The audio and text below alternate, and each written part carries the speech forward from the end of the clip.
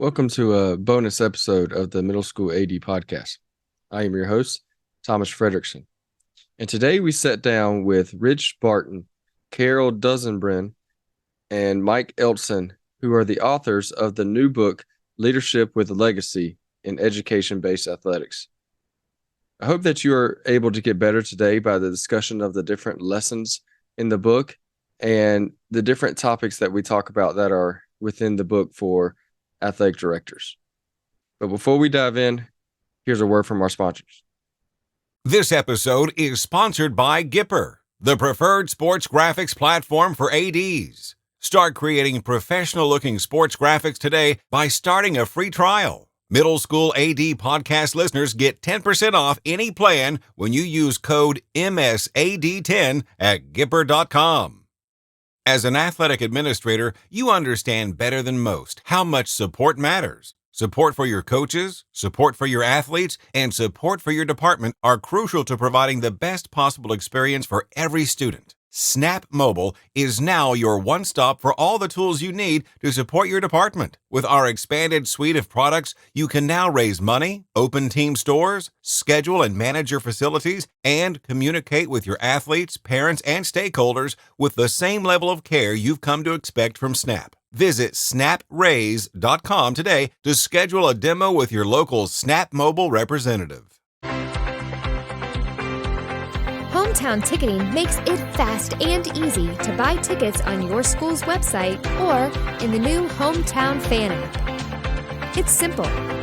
Just search for your school, buy your tickets, and they'll be right there in your account, ready to be scanned when you get to your event. Download the Hometown Fan app today.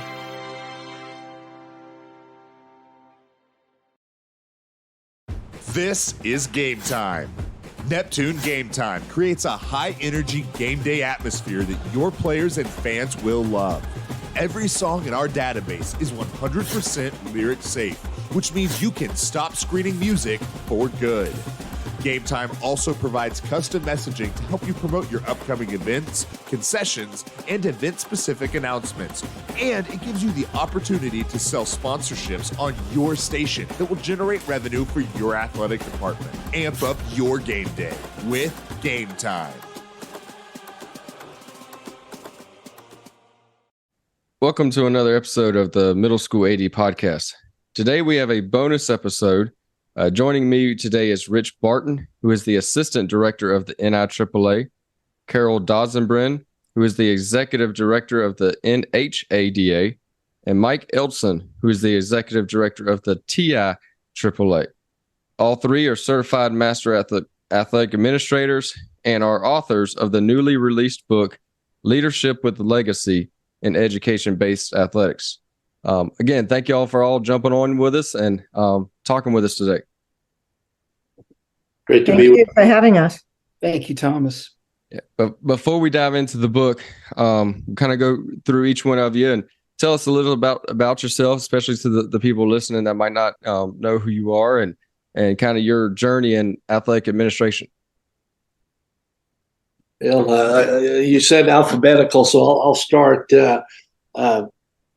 29 years as an educator at my wife's hometown of Richfield, Utah, Richfield High School.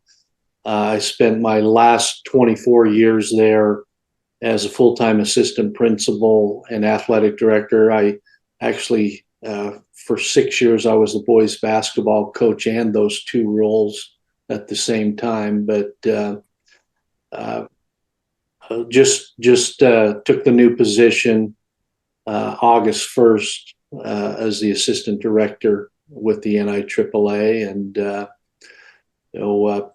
athletics is what molded my life and kept me on the right path. And it's been a great journey to be involved at the local level back in Utah, the state level, and also the national level, and trying to have a give back influence, and that's also part of why the three of us put this book together, is for a give back to the profession. Good deal. And for those listening that's not on video, that was Rich Barton. All right, Mike. Sorry, Carol. Hi, I'm Carol Dozibrin. I'm the executive director of the New Hampshire Athletic Directors Association. I've been in that position for, this is my 5th year. I spent 41 years in public education. 37 of those years I was in athletic administration. I spent 10 years at a middle school. 8 of those years I was the middle school athletic director. So I worked my way from the ground up. And, I was always interested in sports, played sports as a kid, but I was one of those Title IX kids. So when Title IX happened, it just opened so many more doors for girls my age. Actually, I was a senior in high school when Title IX was signed. So, I've seen a lot of growth, and I really appreciate the people who have paved the way for me to be able to do what I do today. All right, thank you, Mike. Yes, sir. All right, Mike Ellson here from Tennessee, Nashville, originally from Indiana. But Thomas, I started out at a school in Nashville, actually my senior year of college. It was a K-8 school on Charlotte Avenue. And then I was fortunate enough to find a new startup school that was adding a grade a year called Christ Presbyterian Academy. And they started as a K-6 in 1985. And I went to CPA in 1987. They were K-8. So I cut my teeth as a basketball coach, baseball, soccer, track, cross-country coach while we were a middle school. And then I grew with the school every year from 1987 until, this past summer of June 30 of 2022. So, it was a fun run. Really appreciate all the great people, the great community that got to be a part of, and a lot of mentors, too many to even mention. But I especially wanted to say this. I was looking forward to this podcast because I've often said the most important coach is the middle school coach, not so much the high school coach, because the middle school coach is going to steer a young lady, a young man in either a positive or a negative direction, depending on how they coach. And so, for you as a middle school athletic director, for me, cutting my teeth early on, I just had great appreciation. And you got to make the big time where you're at. And that position is very important. So thank you for having us. Yeah, my pleasure. And just to say kind of thank you to Mike and the whole crew over in Tennessee. Nashville was a great conference. It was, the biggest so far. And so if you were a pleasure to go, I think everybody will say thank y'all and y'all did a good job. We enjoyed hosting everyone. Thank you, Thomas. So kind of we'll go in the same order for this last, one before we get into the book, but, we all have mentors in our life. So, if you can think of one of maybe two of your biggest mentors in the world of athletic administration, just kind of say who they are and why. Yeah, in one of our chapters, later chapters in the book, we talk about role models and mentors, and I share a little bit about who mine were. My father passed away when I was age 9, and so I looked to a lot of people as father figures in my life, and I was fortunate. My basketball coach in high school was also my athletic director. And he was like a father figure to me. He later on, I played my freshman year in college, and I took 2 years to go serve a church mission. While I was serving my mission, he moved over to my college team as an assistant coach. So I was blessed to have his influence when I came back as one of the assistant coaches.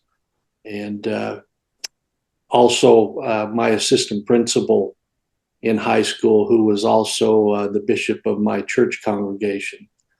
Those were my two mentors of great significance. And it's not unusual and not a coincidence that I ended up in a position for 24 years doing what both those individuals did, but a great impact. And those were people that made me want to follow their path to have hopefully the same kind of influence on others. Good deal. Thank you, Rich. Carol? I also have a story in the role model and mentors, but I'll let people read that in the book.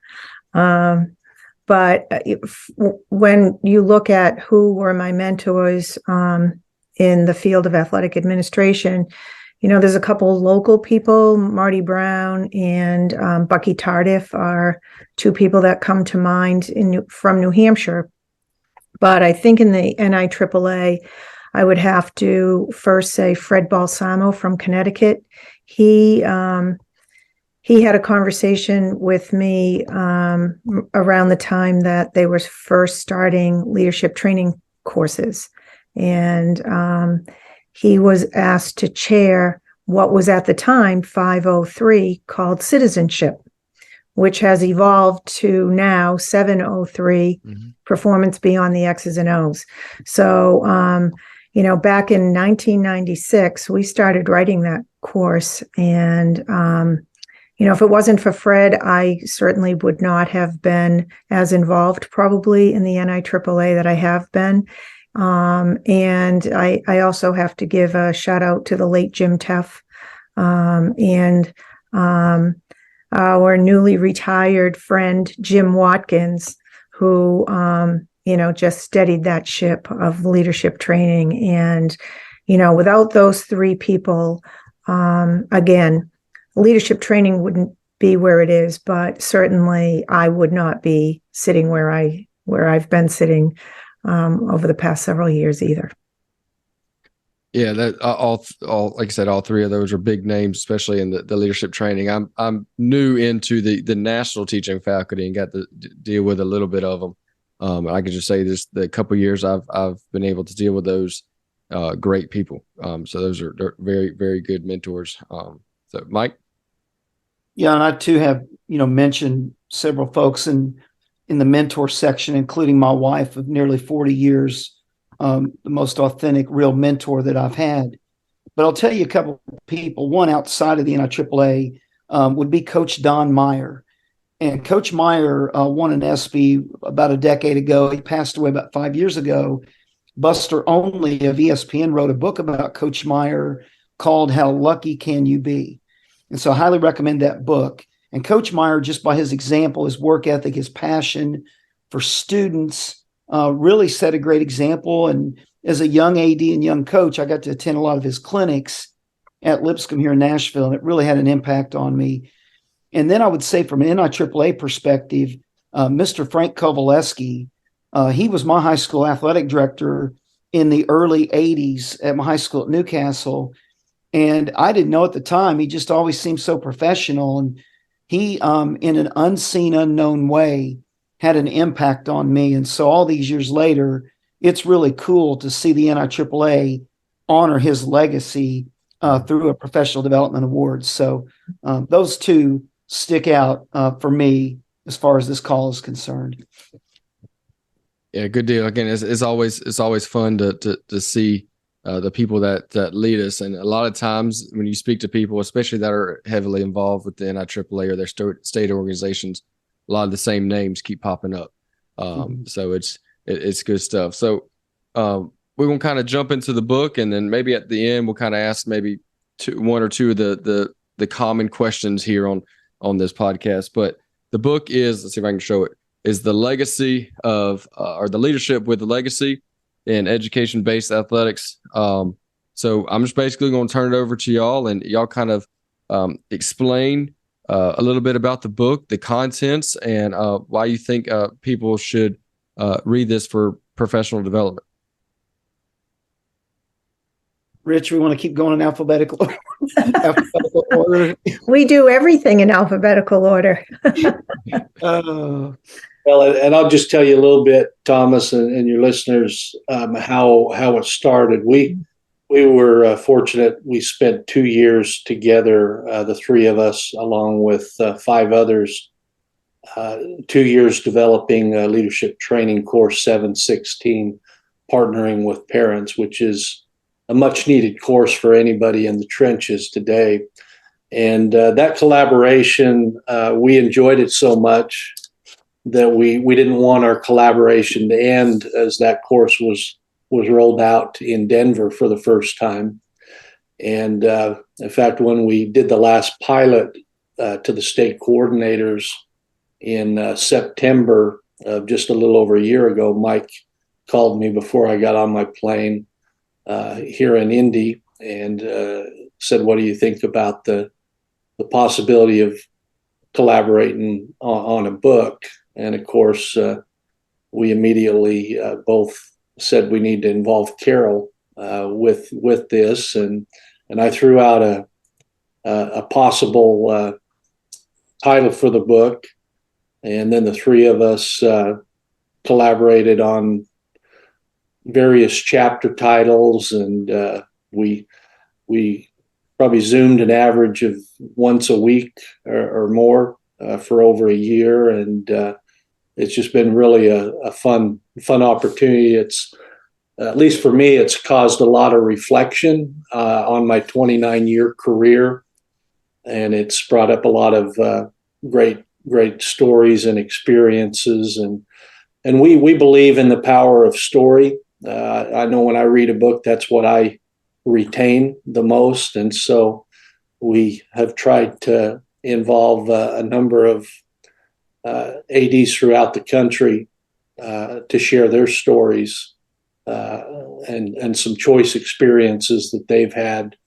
And we believe that, and I guess I'll just share what Mark Hunter, well-known executive director of Utah, he said every AD needs to read this book. And it will give them some tools, some wisdom, and learning from so many of the shared stories and the narrative. And it was interesting going through the publication process. We were told by one person who probably would have published the book for us. He said, "There's three of you. You're not going to make any money." Our immediate response is, we're not doing this to make money. That's right. We're doing this to help everybody in the trenches, and we do believe by reading it and reviewing it, doing book studies with coaching staffs, which we hope everybody will purchase it for their coaches. There's a lot to be gained, and so that's our purpose and goal. I would say that when we started, we had at least a title, and we knew which direction we wanted to go in. But as we started putting thoughts into what the chapters would look like, and then we added chapters, and we were very intentional as to where they were going to be placed. So, our first chapter is called The Front Porch. And so we were very, very intentional putting that there. And our last chapter is called Joy in the Journey. And, we ended up, instead of calling them chapters, we called them lessons. Mm-hmm. And that was very, very intentional as well. We have a picture that speaks to the title of the chapter. We also have a quote that we think has great impact on what that particular lesson is about. And then, we have a mixture of narrative and stories, whether there are stories or stories from athletic administrators. Actually, across the world, we have some international people who had submitted a story. So at the end of the chapter, we have lessons learned. So it's a recap of, could be 3 to 5, maybe 6 to 8 bullets that summarizes the chapter. And I think, one of the nicest things about the book is that it doesn't follow lesson by lesson where you have to go in order. So if you are doing a book study with coaches, you could use it and say, okay, we really have a culture issue. Let's look at the chapter on culture, lesson 2. Or we really need to talk about role models and mentors. Let's look at that lesson. So, it's not choppy, but there isn't a mandatory flow where you have to go chapter by chapter. So, you can use the book however it would best fit in a school scenario. Well said for both Rich and Carol. And I will add that it truly was joy in the journey.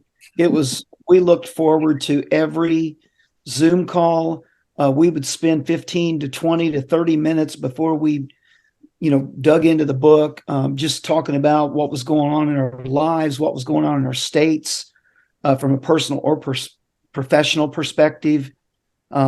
We wanted to write a book, Thomas, that was a good partner to the books that Dr. Jake Von Scheer has written, or Scott Jarvis, or Todd Gordon, or Nick DeForest. I mean, there's so many great people, thousands of great people in our profession, and we wanted to be a complementary support base. And so for us, if you look at the purpose of the book, it's truly about what's the real definition of success. And for a lot of us in athletics or in athletic administration, we may not see that 5, 10, 20, 30 years down the road. We may never see it. And so Rich, it always talks about, inspiration or give back. And that's what we three wanted to do. So if you combine the three of us and our years of experience, we have over 100 years of experience from the perspective of the western part of the U.S. with Rich in Utah, the eastern part with Carol in New Hampshire, and then me in Tennessee in the middle. And so we felt like, those perspectives were important. But what's really cool is, even though we're from all different parts, the philosophies align. There's a through line of consistency, and measuring success in the hearts and minds of our communities. That was paramount to us, more than giving you a checklist of here's 7 things of how you can be great. Let's use story to teach how to be great, or to teach how to be transformational, to be authentic, if you will. So that was our mindset, and that was our heart set from the platform of where we were coming from with this book. Good deal. Yeah, that's all good stuff. So for the listeners, I'm looking at the lessons now. There's 15 different lessons, and like Carol said, you can jump back and forth between one, whatever situation or thing you need to learn about. I'm gonna kind of put each one of you on the spot. I was looking through the titles and maybe the things that we really haven't maybe discussed here on the Middle School AD podcast yet, but that's in your book. I mean, so again, I don't, you don't have to say the whole chapter, but just kind of give us a little bit about what that chapter means. So Rich, I was looking at it saying, lesson 5, you're always on an interview. So kind of if that title seems interesting. So if you want to dive into that one here in a second. Carol, lesson 8 was authenticity and grit. So if you want to kind of explain that one a little bit, and then Mike, lesson 14, they don't know what they don't know. All right. So again, it don't have to be real in depth, but just kind of, those were 3 lessons that kind of stuck out to me, that I think that, again, we really haven't touched on one way or the other with the interviews that we've had so far. So Rich. Yeah, and give props to Mike. That was one of the lesson titles Mike was quick to come up with, is you're always on an interview. And we're in a profession that it's easy to get burned out. We all can reflect back on 12, 14-hour days of being athletic administrators, and it's mentioned in the chapter. We need to adopt some of that same enthusiasm that we have as a rookie AD or a coach. And that helps us reflect on our why. When we're always on an interview, we don't forget our purpose. And our purpose, above all else, is to do what's best for student participants. And so that's a small shot of that chapter, but a big part of that, you're always on an interview, is self-assessment. I think I share an instance of reflection on a leader that maybe put self-interest first above an instance to support a team that was in crisis. And, we want to make sure our actions demonstrate our why as to why we got in this profession. And sometimes we can do, as we know, 100 things right, do one wrong. And so just having that attitude of you're always on an interview keeps the zeal, keeps the enthusiasm, and keeps us stuck to our purposeful why. Thank you. The lesson on authenticity and grit really, it's really about taking responsibility for what we do in education-based athletics, really showing who you are, being your authentic self. And, there's always going to be some tough decisions. There's always going to be hard decisions. And it's really not easy to always make that hard decision, but it's the right thing to do. And you have to know in your heart that it is the right thing to do. There's a lot of times that, sometimes it's a lot easier to fail, but when you're being your true authentic self and doing what it is that really needs to be done, it's not an easy job. And people understand that. People who sit in this chair understand it's not an easy job. But, doing the absolute best that you can, and being able to come through that struggle with your head held high, that's really what it's all about. Good deal. Good stuff. Thomas, I'll tell you they don't know what they don't know in chapter 14. And Lauren Otero is one of the authors or one of the contributing authors in there. And she mentions the word listen in all caps. And it reminds me, I think the three of us would admit, well, I'll take the lead on this. I needed this book. I need to be a better listener. I need to remember that I have to tell the story. And now I get to do it from post-position perspective. I'm not an AD right now. I'm an AD for life, but not officially practicing. But we want to communicate to the school boards, the principals, the community leaders, the true essence of the unseen work that goes on in the life of an athletic administrator. An athletic administrator gets very few pats on the back. They get no glory.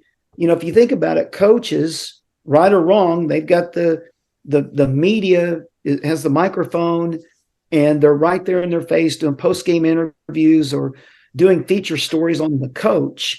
But the athletic administrator, you just got to make sure you're cleaning the toilets and painting the lines and, pressure washing the bleachers or whatever it might be.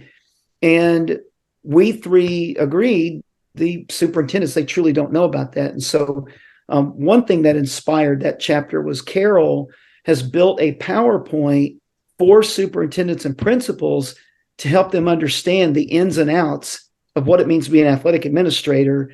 And that's why for this book, yes, we want it to go to coaches, but we really want this to go to school boards and school superintendents and principals so that they can see joy in the journey of being an AD, but they can also see the challenges, if you will.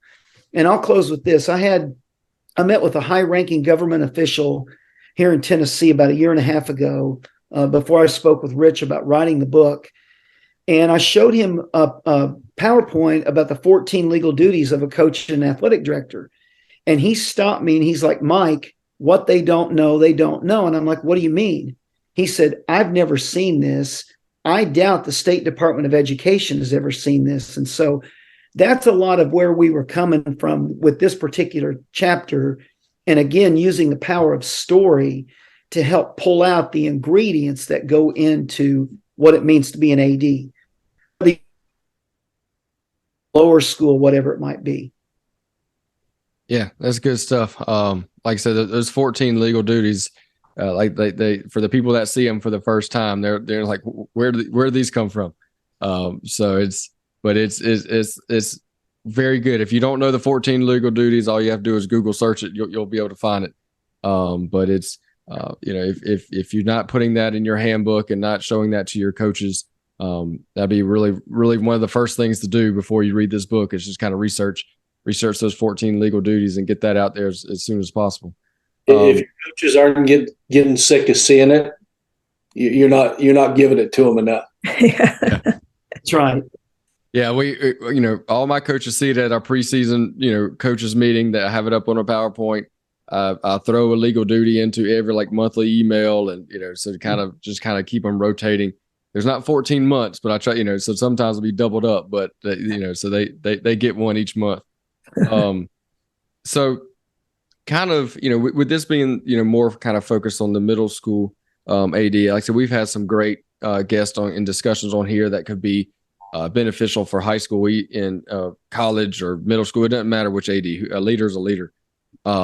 But if you kind of think about, we'll go in reverse order this time to let Rich be able to sit and think a little bit. We'll put Mike on the spot the first. But just kind of think about maybe one of the biggest struggles and challenges you see that a middle school AD has today, and what this book can do to help that challenge. So Mike, we're going to start with you.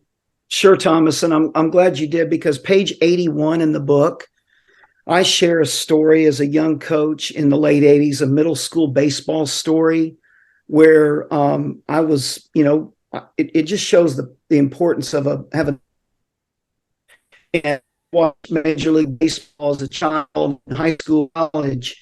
And they always talk about the brushback pitch. If you don't like how things are going with the opponent, you throw a brushback pitch. And, I mentioned in the story about going out and, I wasn't real happy with how I felt like we were being treated. And, ended up having the student teach me what I needed to be taught or what I was trying to teach them. So my thing with middle school, I said it earlier, we have to have funds and resources to hire great middle school coaches.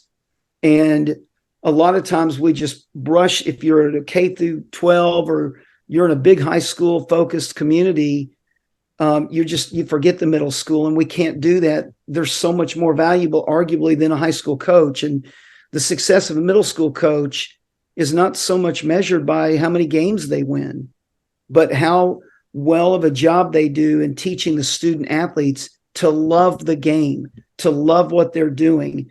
And then, too, the middle school coaches, we need help with promoting multi-sport participation, because a lot of middle schools, I know here in Tennessee, we've had 4 sports seasons: early fall, late fall, winter, and spring. And we played in a really good conference called the Harpeth Valley Athletic Conference that offered multiple sports.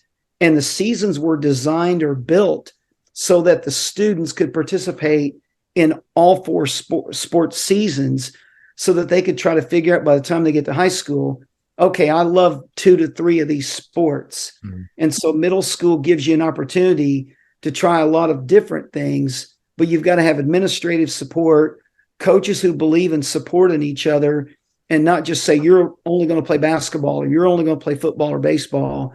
I want you to go swim. I want you to go play tennis. I want you to represent our community. And so that, to me, is a challenge with middle school, is making sure that they're helping the student athletes and the families believe in the community of the school.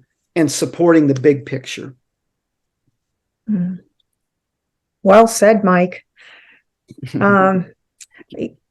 Honestly, Thomas, the middle school athletic director is really, I feel, on an island. These people, most of them are teaching full time. They don't have a period off during the day to do their AD work. They're cramming it in between classes or during lunch or early in the morning, trying to get some stuff done right after school before games get going. And when there's weather and when there's bus issues, it's disruptive to their school day, to their actual students sitting in front of them. We're in a small state, so we're probably unique in some ways, but we actually have 3 principals who are middle school ADs because they're in K-8 schools. So, I think that the more that the high school ADs can reach out to those middle school people, because some of them aren't even in the same school district. It's a separate school district, but those middle school kids may go to that particular high school. So there's really no connection that the high school AD oversees that, but, reaching out and, just, putting your hand out and pulling them up and saying, hey, look, there are professional development opportunities. We've had a push for a couple of years in our state to get more middle school people involved in our association. And we actually put a middle school AD on our board to help with that. But, for middle school athletics, the first real foray into middle school athletics for parents and students is middle school, because they've been playing club or local youth leagues, and they don't understand what the difference is between that. So they really need to make sure that it's they're well briefed by the middle school AD, and their programs are well supported, because that's their first real step into education-based athletics. So, I think that at least I know in New Hampshire and I know in some other small states, because I've talked to some people, we have a few leagues across the state, but some of our schools aren't in a league. They just call up someone and say, hey, do you have any availability on this day for, this particular sport? Mm-hmm. So I put an app together for our middle school people so that they could connect with each other, and, if they see something on the news or they read something in the paper that this middle school program, athletic program, this happened, at least they have a contact how they can reach out, because it's really important that, for professional development, they don't get release time. Mm-hmm. They don't get time during the day. And all the professional development that they're doing is related to their teaching.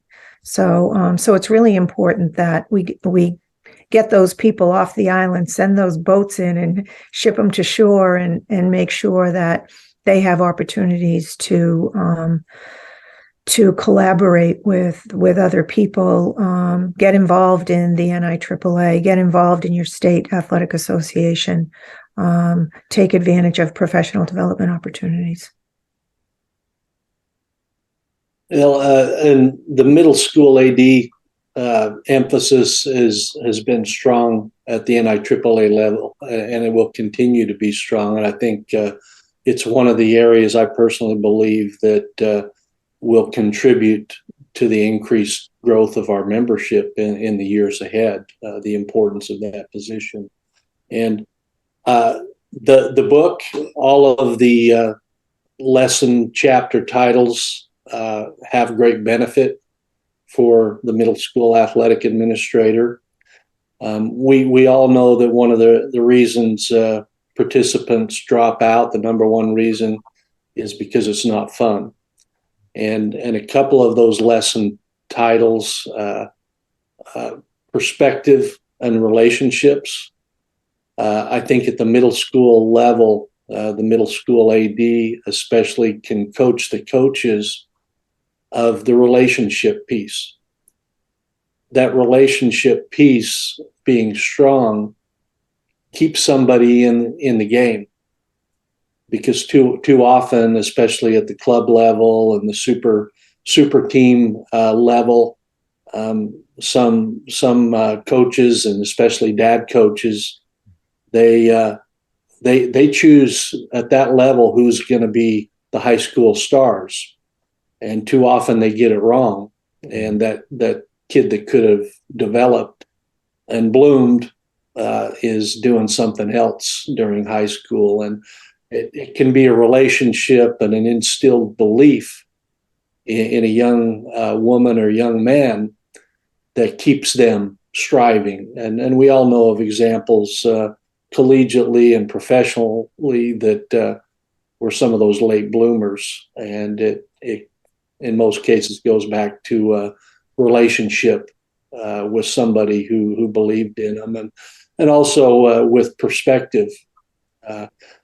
The club level influence is starting younger and younger, and making sure coaches are coaching with an education-based emphasis and a lifelong learning emphasis, preparing them with the right perspective for high school and what's to come there, and teaching those life lessons. That's the perspective. That's what we've all gained. That's why we're in this profession.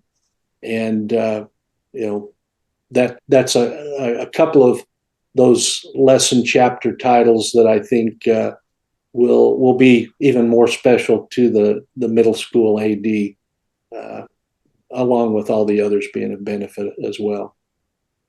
Yeah, it's good stuff. Like we've mentioned on here before, is the middle schools, just because they're middle school athletes and students and coaches doesn't mean their experience needs to lack. Because like you said, that might be the only experience they get, for one way or the other, whatever the situation is. So it's to allow those students to have a great time, and like Carol was saying, that's the first introduction to interscholastic sports for most of them. And so you got to hook them there. You can either hook them there or you can make them hate it. So it's very important. That's all good. So in closing, we kind of have our own little closing thing like all the other podcasts do, but ours is just kind of what do you think the most important personality trait or strength that a middle school AD needs to have to be successful? I know it could be similar to a high school or not. But a lot of people kind of had a hard time picking one. If there's two or three that you want to mention, that's fine. But kind of what you think the most important personality trait or strength for a middle school AD to be successful. And like I said, I'm almost mix it up a little. We'll go Carol, Rich, then Mike. I think I would say passion as the starter, because like I said, they're on an island. And when you feel alone, but you know that what you're doing is really beneficial, you're doing things the right way, you're doing things for the greater good, you're trying to get kids involved, and your passion is to make sure that everyone is having a good time, everyone is safe, that you just want to make sure that you're doing the best job that you can do to make sure that these kids not only enjoy what they're doing now, but they're going to enjoy it in the coming years in middle school, and then continue on when they get it into the high schools. So I think passion is something that you really need to have in this job. It's a difficult job, and you've got to love it. There's days that you're going to love it, and there's days that you're not going to love it. But for the most part, I think our chapter or lesson 15 sums it up: joy in the journey, and that's what it's all about. And I think as long as you can keep that fire burning for the love of what you do, I really think that will get you through all those tough days and really make you a very, very good AD. There's a saying that I've used for a long time, and it's something I try to improve at, but it's learners listen and listeners learn, and included that in both 706 and 716 in different ways, and it's also one of our lesson titles.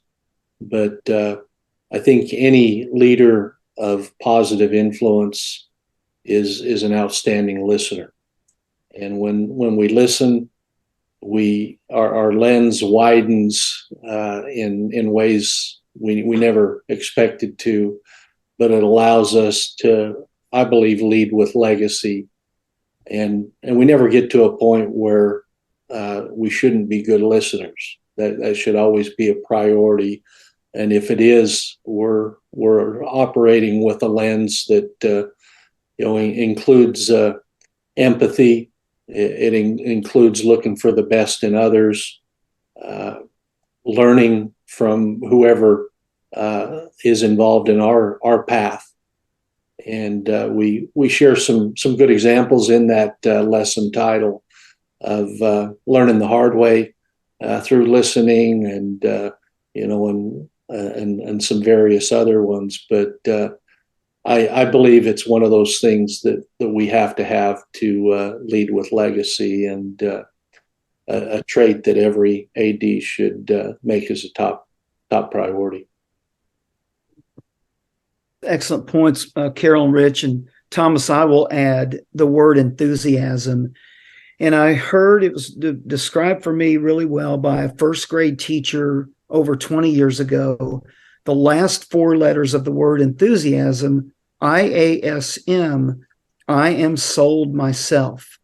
A middle school athletic administrator better be sold where they're at to make the big time where they're at right now. Don't think 5-10 years down the road, I'm going to do all these things so I can become this. Make the big time where you're at right now and do it with enthusiasm. It also ties into John Gordon's, energy vampires. Are you an energy giver, or are you sucking the life out of the energy of the program? And so an athletic administrator has to be an energy giver, and they do that through their enthusiasm. And I think Rich or Carol maybe both mentioned it earlier. This has got to be fun. And middle school students are going to bring the energy. So do we as athletic administrators leading middle school programs, do we bring that enthusiastic energy that's necessary to keep up with those student athletes so we can keep them on the positive path of inspiration to help them dream to become more than they ever thought they could be? And so that's the word that comes to my mind, is the word enthusiasm. Yeah, and they'll call you out if you don't have that energy too. So they'll definitely let you know. But that's all good. I appreciate all three of you jumping on and talking a little bit about the book, but also talking middle school athletics. It's fun to hear.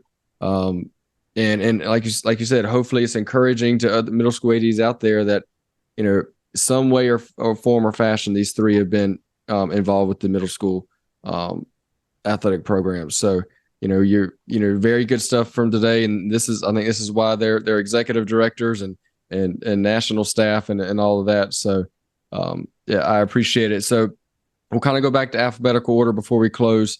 You kind of, if you want to put out there your way people can get in contact with you, if they want to pick your brain, we'll when we put this out, we'll tag the book on Amazon so they can directly go to that. But if they want to reach out to you directly, kind of Rich, what's the best way to get in contact with you? Always call the NIAAA office and get through to me. Email rbarton@niaaa.org. Active on Twitter at RichfieldRich. I'll always be at Richfield Rich, even though I'm in Indiana now. Always willing to respond to an email, text, or take a call, and just appreciate you having us on, Thomas, for this opportunity. And it's been exciting for the three of us to see coaches ordering this book for their entire staffs. We've had some executive directors ordering it as a conference gift for all of their state conference attendees. We've appreciated the support nationwide. Mm-hmm. I as well can be reached by email or Twitter, Instagram. My email it's all abbreviated for the New Hampshire Athletic Directors Association. It's NHATHDIRASSOC@gmail.com.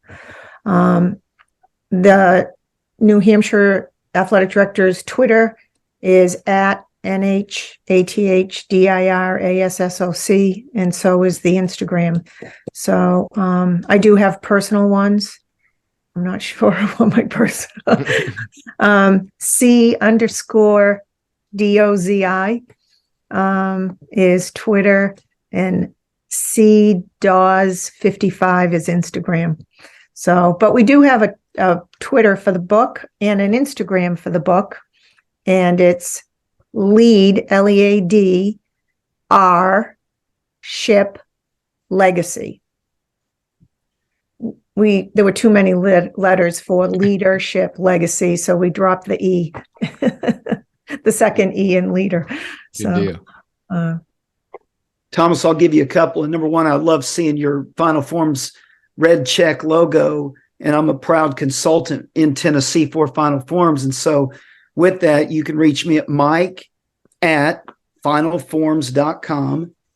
And then my Twitter account is at Mike_ELLSON. So those would be the best ways to get a hold of me. Be honored to talk to anyone. And I know that I'm speaking for all three of us on that. That's the give back opportunity is, we want to help and share in journeys and whatever we can do to make the experience for the student athletes and the communities a joyful one while they're playing for our schools. So again, thank you for having us. Yeah.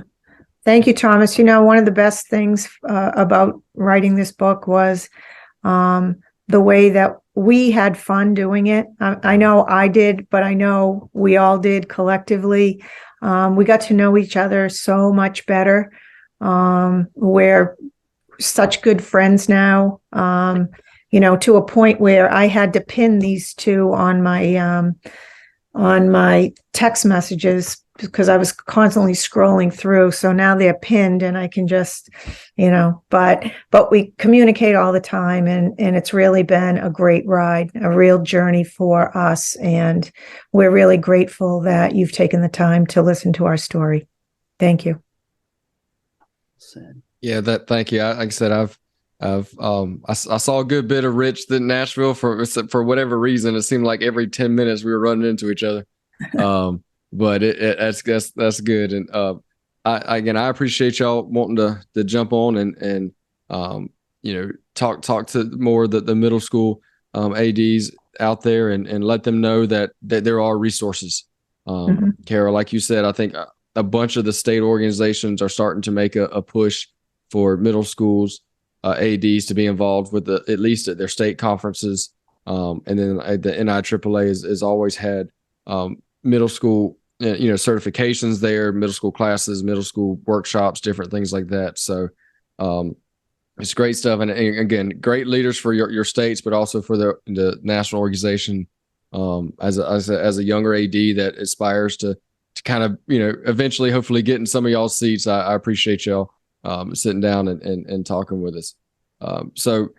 Again, thank you for all those that were listening. Again, the book is Leadership with Legacy, and it can be found on Amazon. Great read, great lessons, easy read. And we thank you for listening, and we'll see you next time. This episode was sponsored by Gipper. Use the code MSAD10 for 10% off any Gipper plan at Gipper.com.